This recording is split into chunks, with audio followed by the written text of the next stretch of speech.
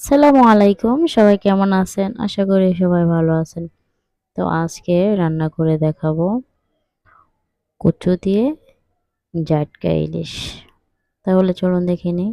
তো প্রথমে আমি এই যে কচুগুলো ভালো করে কেটে ধুয়ে এভাবে একটু ভাপ দিয়ে তারপরে কচুগুলোকে লবণ আর হলুদ একটু দিয়ে দিব তেলের মধ্যে। তারপর কচুগুলো ভেজে নেব, হালকা ব্রাউন কালার করে কচুগুলো ভেজে নেব। তো এটা কচুর উপরের অংশ, এটা খেতে অনেক মজা লাগে, একটু নরম নরম ভাব আসে এটা, কারণ এটা খেতে অনেক মজা। তো আপনাদের কাছে কার কার এরকম কচু দিয়ে ইলিশ ভালো লাগে? তো আমার এই কচুরি ভাজা শেষ। এবারে যে জাটকা ইলিশ মাছগুলো এভাবে হলুদ মরিচ দিয়ে এখন এই মাছগুলো আমি ভেজে নেব।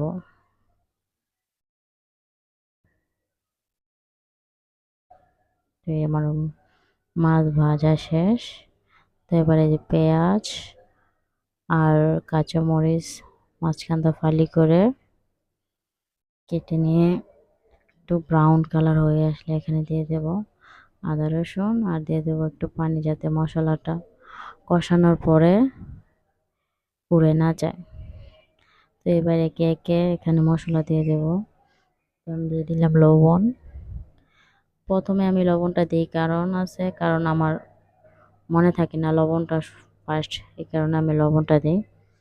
তো এবার দিয়ে দেব পরিমাণ মতো হলুদের গুঁড়ো, পরিমাণ মতো মরিচের গুঁড়ো, যে যেরকম ঝাল খেতে পছন্দ করেন ওই রকম দেবেন।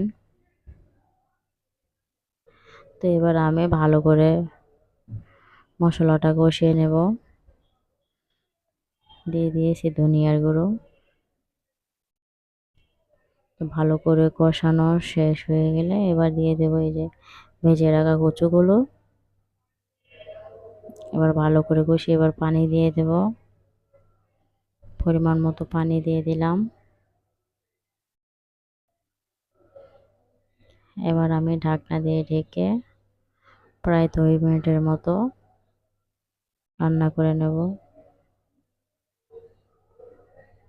তারপর এবার ফুটে আসলে তারপর আমি দিয়ে দেব মাছগুলা।